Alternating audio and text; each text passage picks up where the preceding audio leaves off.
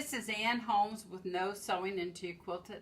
Last year we made Happy in the Mountains, and ever since I made this I was thinking about a new version for the same design called Springtime in the Mountains. And so I'm going to show you a few adaptations that I'm going to make to expand the quilt, to make it a little wider. The other quilt fit a full-size bed nicely, but I want a quilt now for a queen-size bed. So I'll show you what I'm going to do. This is the same pattern that we built two sides of Happy on the Mountains on, and you can see it is like 84 inches wide, something like that. So I'm using the same pattern, and I had this folded back to find the finished edge of the quilt when we were joining the seams. And I'm going to turn that over. I took all the black or the painter's tape off of it because this was all folded back, and I tore the pattern a little bit, so you can put you can use the same pattern again. I'm just going to doctor it up with a little Scotch tape. So I want to show you how I'm going to expand this to make it a wider quilt. I'm going to add on at least 4 inches onto the 3 sides of the long section here. And so what in my original design, see, this stopped right here, the point was cut off, and so to make this bigger I'm just going to extend that out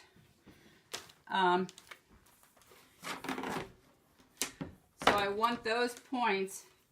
This is the last side. You can see how that line comes through here. This diagonal fabric that I used here, or this horizontal fabric that I used here, is in this corner, and then it's through here. So this was that fabric, and so I want to just expand that line out till we come to a point. So I'm going to bring that out and bring this out.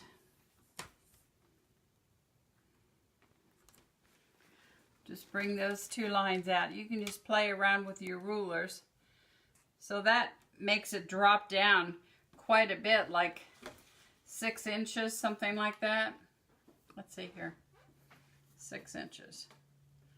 Yes, that's about 6 inches. It's expanded that way. But I decided what I didn't want to do was have, you know, all this fabric. I didn't want to make the quilt that much bigger. I thought maybe just another 3 inches along the 3 sides. So that'll make the quilt at least 6 inches wider. All right, so I'm just playing around with my ruler right now to try to get an idea of what I want to do. And so I've said that I'm going to add 4 inches here, but then this little point is still going to extend beyond the binding. I'll have the binding go this way.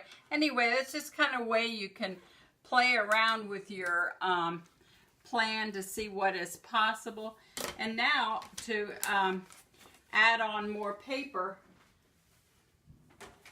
we'll have to do that next before we draw everything out. Is I have great big rolls of paper in my glass studio.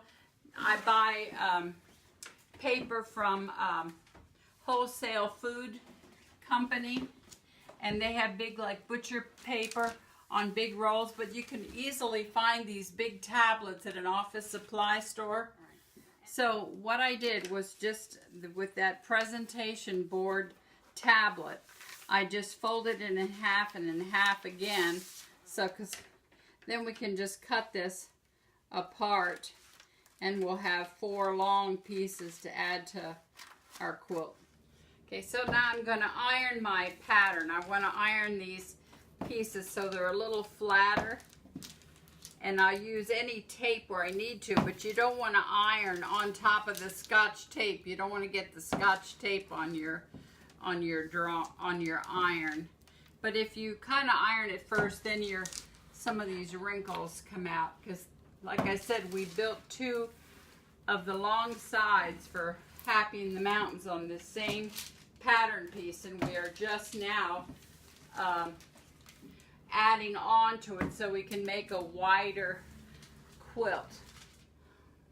The perimeter of the original quilt of Happy in the Mountains, this was the edge, the finished edge of the quilt, and then we added on 1/2 of an inch for after we've stitched and quilted, then we can square it up. We'd have enough room, that extra 1/2 inch, to square it up. So what I'm doing is I used whiteout to erase that line, and then I drew a new 1/2 inch. This is the new finished edge of the quilt right here. It measures like 92 inches wide. It'll be a square quilt approximately.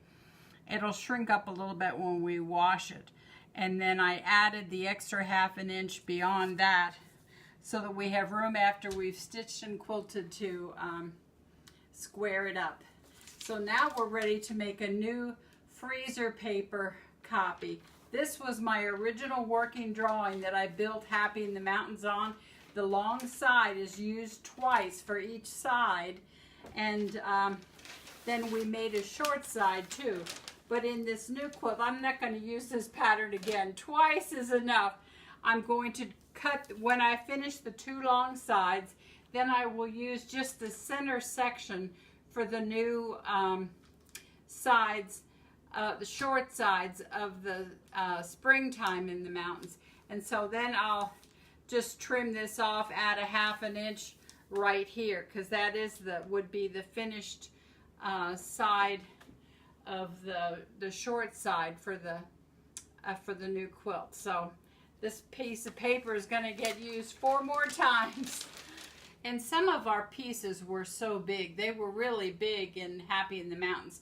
But for this quilt, because we've also expanded the size, I did add a few dividing lines for some of those great big long strips.